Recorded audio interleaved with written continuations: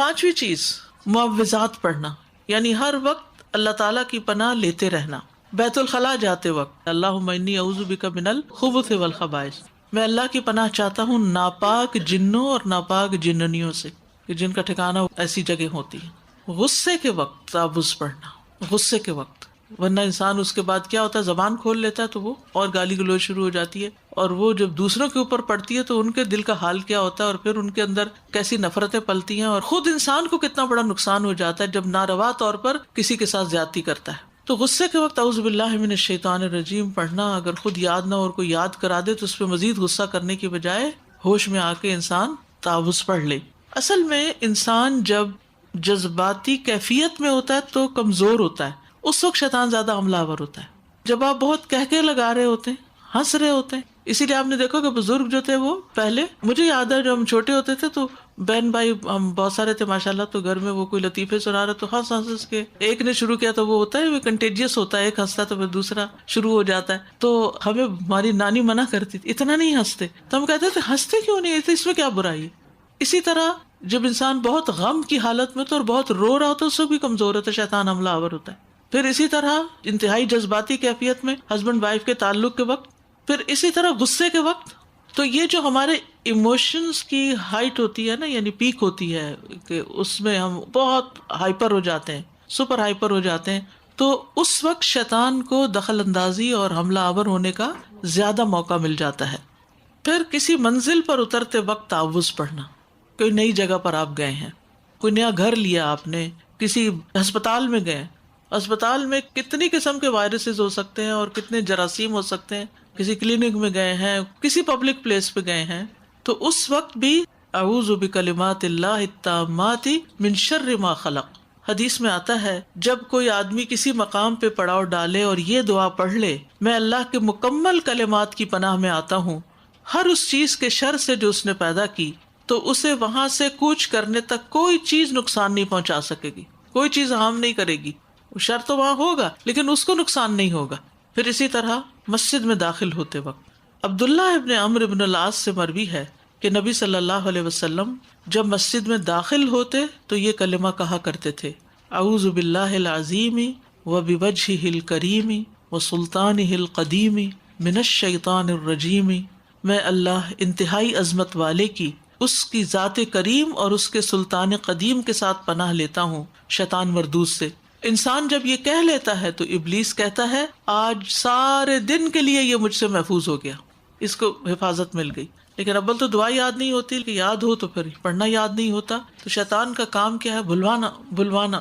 ہماری اصل مصیبت جو ہے نا وہ بھول ہے. آدم علیہ السلام بھولے تو کیا ہوا، کتنی بڑی مشکل میں پڑ گئے. تو اسی طرح اولاد آدم بھی بھولتی ہے، خصوصاً نیکی کے کاموں میں ہم اکثر بھول جاتے ہیں. تو اس کے لیے شیطان مردود کے شر سے بچنا نہایت ضروری ہوتا ہے. پھر نماز کے آغاز میں تعوذ پڑھنا، یعنی نماز کے شروع میں تعوذ پڑھنا. ابو امامہ باہلی سے روایت ہے، کہتے ہیں کہ اللہ کے نبی صلی اللہ علیہ وسلم جب نماز کے لیے کھڑے ہوتے تو 3 مرتبہ اللہ اکبر اللہ اکبر اللہ اکبر کہتے. ایک تو تکبیر تحریمہ ہے نا، وہ کہہ لی، اللہ اکبر کہہ کے ہاتھ باندھ دیے. اب 3 مرتبہ اللہ اکبر اللہ اکبر اللہ اکبر، پھر 3 مرتبہ لا الہ الا اللہ لا الہ الا اللہ لا الہ الا اللہ، پھر 3 مرتبہ سبحان اللہ و بحمدہ سبحان اللہ و بحمدہ سبحان اللہ و بحمدہ، اور پھر اعوذ بک من الشیطان الرجیم من ہمزہ و نفخہ و نفثہ. آپ پڑھ کے تو دیکھیں، جو آپ کو قرار آئے گا، جو سکون آئے گا، یعنی بہترین دعا ہے. یہ استفتاح، یہ جو سبحانک اللہم و بحمدک تیزی سے ہم پڑھتے ہیں نا، اس کا الٹرنیٹ ہے. تو اس میں پناہ کیا مانگی جا رہی تھی کہ میں شیطان کے کچوکے، اس کی پھونک اور اس کے تھتکارنے سے آپ کی پناہ میں آتا ہوں. یعنی شیطان باقاعدہ انسان پہ شر کی پھونکیں بھی مارتا ہے اور کچوکے بھی لگاتا ہے اور اس کے ساتھ تھتکارتا بھی ہے. اللہ اکبر 3 times، لا الہ الا اللہ 3 times، سبحان اللہ و بحمدہ 3 times، اور پھر اعوذ بک من الشیطان الرجیم من ہمزہ و نفخہ و نفثہ. پھر قرآن مجید پڑھنے سے پہلے تعوذ پڑھنا. اب آپ حیران ہو رہے ہوں گے کہ مسجد میں داخل ہو رہے ہیں تو اعوذ باللہ پڑھ رہے ہیں، نماز پڑھ رہے ہیں تو اعوذ باللہ پڑھ رہے ہیں، قرآن پڑھ رہے ہیں تو اعوذ باللہ پڑھ رہے ہیں. یہ تو ہم نیکی کے کام کرنے جا رہے ہیں. جی ہاں، نیکی کے کام کرتے وقت ہی شیطان زیادہ روڑے اٹکاتا ہے. ان کو زیادہ مشکل بناتا ہے، یا ان کو اس طرح بے دلی سے کرواتا ہے کہ بس ایک حاضری لگانے والی بات ہوتی، اس کا اثر کچھ نہیں ہوتا۔ فَإِذَا قَرَأْتَ الْقُرْآنَ فَاسْتَعِذْ بِاللَّهِ مِنَ الشَّيْطَانِ الرَّجِيمِ، سورۃ النحل کی 98 آیت ہے۔ پھر جب آپ قرآن پڑھنے لگیں تو شیطان مردود سے اللہ کی پناہ مانگ لیا کریں۔ پھر برا خواب دیکھنے پر تعوذ پڑھنا، برا خواب دیکھنے پر۔ ابو قتادہ کہتے ہیں کہ رسول اللہ صلی اللہ علیہ وسلم نے فرمایا، نیک خواب اللہ کی طرف سے اور برے خواب شیطان کی طرف سے ہوتے ہیں، پس جو ایسا خواب دیکھے جس میں کوئی ناگوار چیز ہو تو اپنے بائیں طرف تھتکار دے اور شیطان سے اللہ کی پناہ مانگے، ایسا کرنے سے وہ خواب کوئی نقصان نہ پہنچائے گا اور کسی کو یہ خواب نہ بتائے۔ یہ بڑا امپورٹنٹ ہے۔ ہم برے خواب ہر ایک کو سنا رہے ہوتے ہیں، ایسے جیسے کوئی کہانی ہو، نہیں، خاموشی اختیار کرے، بس آپ نے پناہ لے لی اللہ کی، کافی ہے اللہ آپ کے لیے، اس کا ذکر نہ کریں۔ پھر وسوسے آنے پر اور خصوصاً عقائد میں، اللہ سبحانہ وتعالیٰ کی ذات کے بارے میں، رسول اللہ صلی اللہ علیہ وسلم کے بارے میں، قرآن کی اوتھینٹسٹی کے بارے میں، اگر دماغ میں ایسے خیالات آ رہے ہیں کہ پتہ نہیں یہ صحیح بھی ہے کہ نہیں، تو اس وقت بھی اللہ کی پناہ لیں شیطان مردود سے بچنے کے لیے۔ رسول اللہ صلی اللہ علیہ وسلم نے فرمایا، تم میں سے کسی کے پاس شیطان آتا ہے تو تمہارے دل میں پہلے یہ سوال پیدا کرتا ہے، فلاں چیز کس نے پیدا کی، فلاں چیز کس نے پیدا کی، یہاں تک کہ آخر میں یہ کہتا ہے کہ تمہارے رب کو کس نے پیدا کیا۔ جب کسی شخص کو ایسا وسوسہ آئے تو اللہ کی پناہ مانگنی چاہیے اور چاہیے کہ اس شیطانی خیال کو چھوڑ دے، یعنی اس بارے میں نہ سوچے۔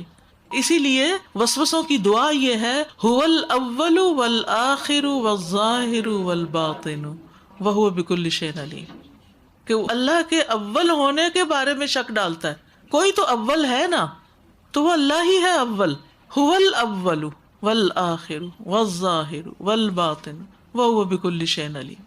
اور کوشش کریں کہ ہر روز ایک دفعہ یاد پڑھنے کی عادت ڈال لیں۔ اس سے کیا فائدہ ہوتا ہے کہ انسان ایسے وسوسوں سے محفوظ رہتا ہے۔ کسی کو بھی یہ تکلیف اور بیماری ہو تو ایاک نستعین میں نے یہ اذکار اکٹھے بھی کیے تھے، ان میں بھی یہ ذکر موجود ہے، شیطانی وسوسوں سے بچنے کی دعا جو ہے۔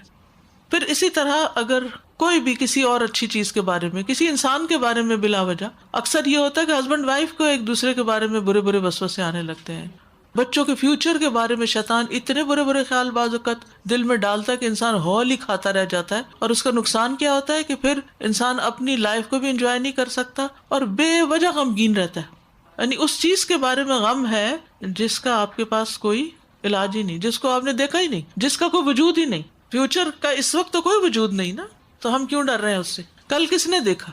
تو اس لیے اللہ پر بھروسہ کرنا چاہیے، اور جب شیطان وسوسہ ڈالے تو فوراً اللہ کی پناہ طلب۔ وَإِمَّا يَنزَغَنَّكَ مِنَ الشَّيْطَانِ نَزْغٌ فَاسْتَعِذْ بِاللَّهِ، کسی بھی موقع پر جہاں بھی شیطان آپ کو اکسائے، اور کئی دفعہ آپ نے دیکھا ہوگا کہ آپ مثلاً بیٹھے ہیں نا، تو کوئی ایسا خیال آ جاتا ہے آپ کو، پھر آپ بیٹھے ہی رہتے ہیں اور گہری سوچ میں چلے جاتے ہیں، یہ ایسے ہوگا تو پھر یہ ہوگا تو پھر یہ ہوگا تو پھر کیا ہوگا، اور انتہائی غمگین کر کے اٹھتے۔ یہ شیطان کا دلچسپ مشغلہ ہے کہ آپ کو غمگین کرے، کیونکہ غم انسان کو کمزور کر دیتا ہے، غم انسان کو وقت سے پہلے بوڑھا کر دیتا ہے، غم انسان کی زندگی کا وقت ضائع کر دیتا ہے، تو غم سے چھٹکارا پانا بے حد ضروری ہے۔ تو فوراً اعوذ باللہ من الشیطان الرجیم کی تسبیح پڑھنا شروع کر دیں، اعوذ بکلمات اللہ التامات من شر ما خلق۔ اچھا، اب مثلاً بچوں کی شادی نہیں ہوتی نا، تو ہم سوچتے ہیں بار بار منفی خیال، اس کی تو ہونی نہیں، اس کی تو ہونی نہیں، بھئی کس نے دیکھا نہیں ہونی؟ کل یوم ہوا فی شان، کوئی پتہ نہیں کل کا دن چڑھے اور آپ کیا خبر سنیں۔ اچھا اب شادی ہوگی، اب اس کا تو بچہ نہیں ہونا، بس شیطان وہی وسوسہ ڈالے جا کے، پھر وہ بچہ بھی پیدا ہو گیا، اب وہ بڑا بھی ہو گیا، اب اس بچے کی شادی کا کیا ہوگا؟ یعنی کوئی نہ کوئی آپ کو غم دیے ہی رکھتا ہے۔ یہ کھائیں گے کہاں سے؟ ان کی رزق روزی کا کیا ہوگا؟ ان کی جاب ہی نہ چلی جائے، یعنی ہر وقت منفی باتیں سوچوانا۔ بیمار ہے تو یہ تو ٹھیک ہی نہیں ہوگا، کیا پتہ ماری جائے، کیوں نہیں ٹھیک ہو جاتے؟ ایوب علیہ السلام 18 سال بعد ٹھیک ہو گئے تھے۔ کل ہی میں سوچ رہی تھی کہ ایوب علیہ السلام نے اتنی بیماری کاٹی تھی تو انہوں نے کیا کہہ کے اللہ سبحانہ تعالیٰ سے دعا کی تھی، انی مسنی الشیطان بنصب و عذاب، یعنی تکلیف تو ہے جسمانی، شیطان کے وسوسوں نے اس کو بڑھا دیا۔ اور دوسری انہوں نے دعا کی تھی، انی مسنی الضر وانت ارحم الراحمین۔ تو آپ دیکھیے کہ پیغمبروں کو بھی نہیں چھوڑا اس نے، کس قدر پریشان کرنے کی کوشش کی۔ کہ اللہ کے بارے میں اچھا گمان نہیں کرنے دیتا. تو کسی بھی وقت ایسی کوئی کیفیت آئے تو کمزور نہ پڑے، فوراً اللہ کی پناہ مانگے کہ یا اللہ تو ہے نا، میرا تجھ پہ بھروسہ ہے، میں نے اپنا کام تیرے سپرد کیا، تو ہی ہر چیز کو درست کرنے والا ہے، ساری قوت قدرت کمال تیرے پاس، تیرا کوئی شریک نہیں، تو جو چاہے کر سکتا ہے. یدخل من یشاء فی رحمتہ، جس کو چاہتا ہے اپنی رحمت میں داخل کر لیتا ہے. تو اللہ ہم بھی تیرے کمزور بندے ہیں، ہم گناہگار بندے ہیں، ہم اپنی کمزوریوں کو ایکسپٹ کرتے ہیں، تو ہمیں اپنی حفاظت میں لے لے، اپنی پناہ میں لے لے. اور جس کو اللہ اپنی پناہ میں لے لے اس کا کیا بگڑ سکتا؟ کچھ بھی نہیں. اور پھر خاص طور پر یہ دعا، رب اعوذ بک من ہمزات الشیاطین واعوذ بک رب ان یحضرون، اے رب میں شیطان کی اکساہٹوں سے تیری پناہ چاہتا ہوں، اور اس بات سے بھی تیری پناہ مانگتا ہوں کہ وہ میرے پاس حاضر بھی ہو، پھٹکے بھی میرے پاس. میں یہ نہیں چاہتا کہ شیطان میرے پاس پھٹکے. ابو درداء فرماتے ہیں کہ رسول اللہ صلی اللہ علیہ وسلم کھڑے ہوئے تو ہم نے آپ کو یہ فرماتے ہوئے سنا، اعوذ باللہ منک. کیا مطلب ہے اس کا؟ میں اللہ کی پناہ لیتا ہوں تجھ سے بچنے کے لیے. پھر فرمایا العنک بلعنت اللہ، میں تجھ پر اللہ کی لعنت بھیجتا ہوں. آپ نے 3 بار فرمایا اور آپ نے اپنا ہاتھ پھیلایا جیسے کوئی چیز لے رہے ہوں. پھر آپ نماز سے فارغ ہوئے تو ہم نے عرض کیا، اللہ کے رسول ہم نے آپ کو نماز میں کچھ کہتے ہوئے سنا جو اس سے پہلے کبھی بھی نہیں سنا. یہ نماز کے کلمات نہیں تو یہ کیا چیز ہے؟ اور ہم نے آپ کو ہاتھ پھیلاتے ہوئے دیکھا. آپ نے فرمایا بے شک اللہ کا دشمن ابلیس آگ کا ایک شعلہ لے کر آیا تاکہ میرا منہ جلائے. ابلیس جو ہے اس کو نبی صلی اللہ علیہ وسلم پر کتنا غصہ آتا ہوگا کہ آپ رحمت ہیں عالمین کے لیے، آپ لوگوں کی ہدایت کا ذریعہ ہیں. تو میں نے اعوذ باللہ من کا کہا. پھر میں نے کہا کہ میں تجھ پر اللہ کی پوری لعنت بھیجتا ہوں. بس وہ 3 مرتبہ تک پیچھے نہیں ہٹا. پھر میں نے اسے پکڑنے کا ارادہ کیا. اللہ کی قسم اگر ہمارے بھائی سلیمان علیہ السلام کی دعا نہ ہوتی تو وہ صبح تک بندھا رہتا اور مدینہ والوں کے بچے اس کے ساتھ کھیلتے، یعنی میں اس کو باندھ دیتا، کیونکہ آپ کے اوپر تو شیطان کا زور نہیں نا. ایک بات یاد رکھیے کہ کوئی بھی ذکر 1-2 دفعہ کر کے چھوڑ نہ دیجیے کہ کوئی نہیں آرام آیا، یہ پلے باندھ لیجیے بات. کیونکہ بعض اوقات ہم کیا کرتے ہیں، 1-2 خوراک لے کے پھر کہتے ہیں کوئی فائدہ تو ہوا نہیں. ہم چاہتے ہیں کہ انسٹنٹ ریلیف ہو، فوراً. اصل میں ہم جس دور سے گزر رہے ہیں نا، اس کا ایک بڑا مسئلہ یہ بھی ہے کہ ہر چیز جلدی چاہتے ہیں. ٹیکنالوجی کی وجہ سے اب میسیجز جلدی چلے جاتے، پہلے کہاں خط ہفتے بھر میں جاتے تھے. پھر اسی طرح یہ ہے کہ پہیا بننے کی وجہ سے ہر چیز کی رفتار تیز ہو گئی، بجلی کے آنے سے اور چیزوں میں تیزی آ گئی. تو اس سے انسان کا ایک مزاج بدل گیا ہے پورا، اور وہ مزاج بن گیا ہے تیزی اور جلدی کا. لیکن یہاں اس حدیث سے آپ دیکھ رہے ہیں کہ 3 مرتبہ تک وہ پیچھے نہیں ہٹا. نہیں، پہلی مرتبہ سے بھی پیچھے نہیں ہٹا، دوسری مرتبہ سے پیچھے نہیں ہٹا، تیسری مرتبہ کہا تو پیچھے ہٹا. تو اس لیے جو کہا جاتا نا 3 دفعہ قل پڑھیں، 3 دفعہ یہ دعا پڑھے بسم اللہ الذی لا یضر، 3 دفعہ اعوذ بکلمات اللہ والی دعا پڑھے. تو اس کا ایک مقصد ہے، یہ بات یاد رکھیے. پھر اسی طرح کہا جاتا ہے 7 دن تک یہ عمل مسلسل کریں. تو اینٹی بایوٹک کا کورس نہیں ہوتا 7 دن کا.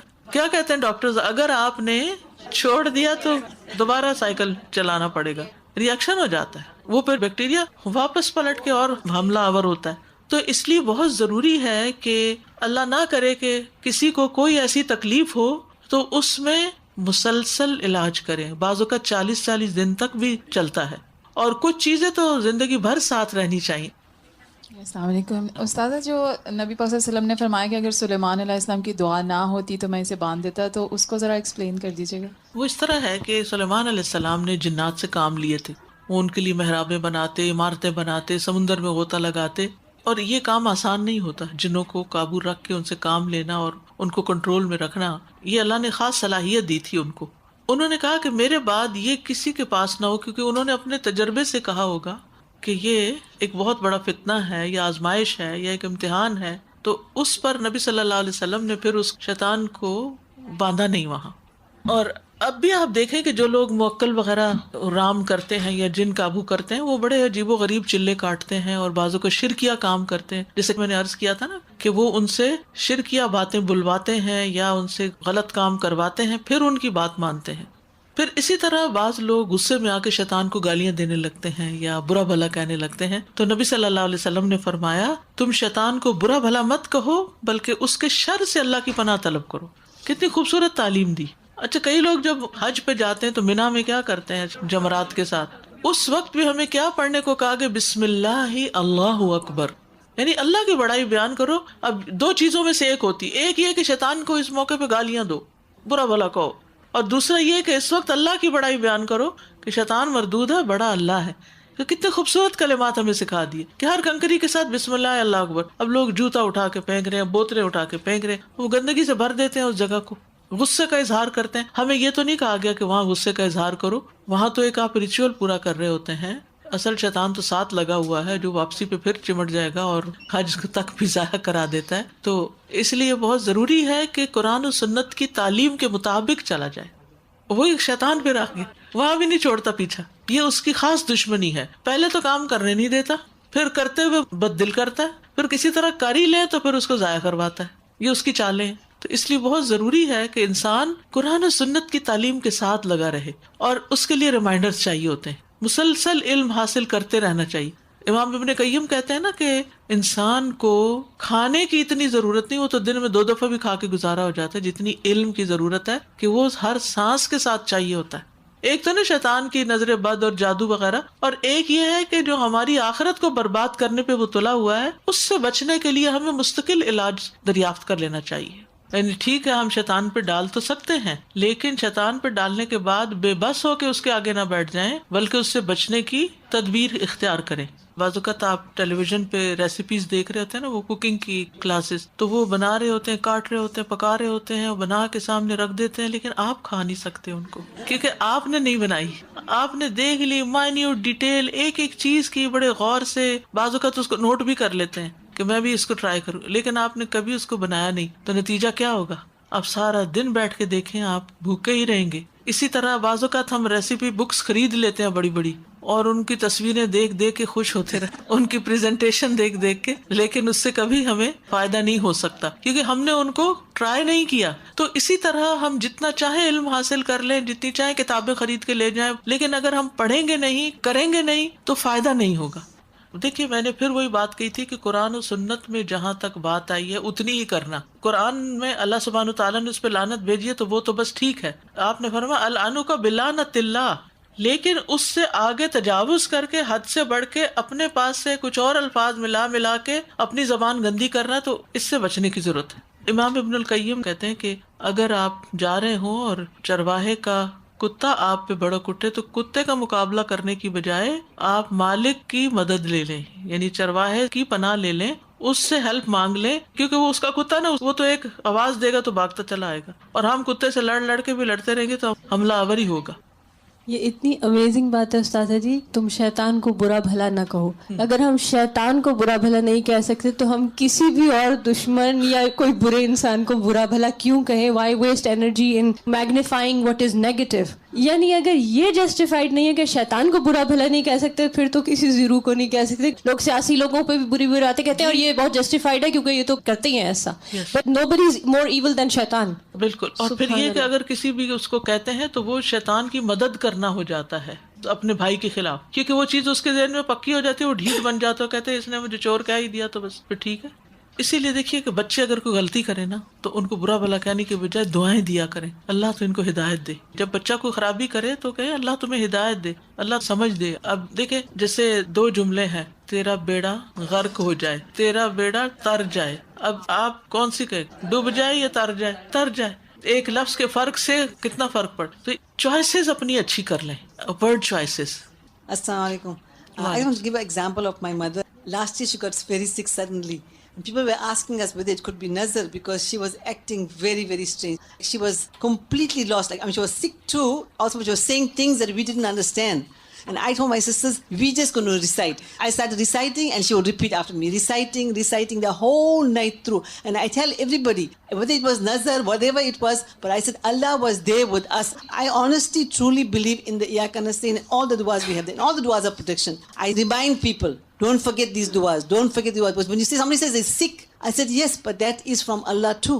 کیونکہ یہ سکنس اس کے پیچھے کوئی وجہ ہوتی ہے. بعض اوقات ہم ایک غفلت کی زندگی بسر کر رہے ہوتے ہیں، بعض اوقات ہم اپنی آخرت کو بھولے ہوئے ہوتے ہیں، بعض اوقات ہماری دعاؤں میں کمی ہوتی ہے، ہماری عبادتوں میں کمی ہوتی ہے. اللہ سبحانہ تعالیٰ کو امتحان لے آتا ہے تو پھر ہم بھی ٹرن ٹو اللہ سبحانہ تعالیٰ، پھر اللہ کی طرف راغب ہوتے ہیں، پھر ہماری عبادتوں میں کثرت ہو جاتی ہے، اس میں خشوع و خضوع آ جاتا ہے، پھر ہم زیادہ سے زیادہ اللہ کی طرف راغب ہو جاتے ہیں، تو وہ بیماری ہمارے لیے رحمت بن جاتی. نظر بد سے اللہ کی پناہ پکڑنا. حضرت عائشہ سے روایت ہے کہ رسول اللہ صلی اللہ علیہ وسلم نے فرمایا اللہ تعالیٰ سے نظر لگنے سے پناہ مانگو کیونکہ نظر کا لگ جانا برحق ہے۔ رسول اللہ صلی اللہ علیہ وسلم نے فرمایا اللہ تعالیٰ فرماتا ہے میرا محبوب بندہ اگر مجھ سے مانگتا ہے تو میں اسے دیتا ہوں، اگر وہ کسی دشمن یا شیطان سے میری پناہ مانگتا ہے تو میں اسے محفوظ رکھتا ہوں، یعنی اللہ تعالیٰ پروٹیکشن دیتے ہیں۔ ہر شر سے حفاظت کے لیے تعوذ پڑھنا چاہیے، جیسے اللہم انی اسألک من الخیر کلہ عاجلہ و آجلہ ما علمت منہ وما لم اعلم واعوذ بک من الشر کلہ عاجلہ و آجلہ ما علمت منہ وما لم اعلم۔ اے اللہ میں تجھ سے ہر بھلائی کا سوال کرتا ہوں، وہ جلد ملنے والی ہو یا دیر سے ملنے والی ہو، مجھے اس کا علم ہو یا نہ ہو، اور میں تیری پناہ چاہتا ہوں ہر شر سے، وہ جلدی طاری ہونے والی ہو یا دیر سے، اور وہ میرے علم میں ہو یا نہ ہو۔ پھر ناگہانی آفت سے حفاظت کے لیے تعوذ پڑھنا، اللہم انی اعوذ بک من زوال نعمتک وتحول عافیتک وفجاءۃ نقمتک وجمیع سخطک۔ پھر سخت مشقت اور بری تقدیر سے حفاظت کے لیے تعوذ پڑھنا، اعوذ باللہ من جہد البلاء ودرک الشقاء وسوء القضاء وشماتۃ الاعداء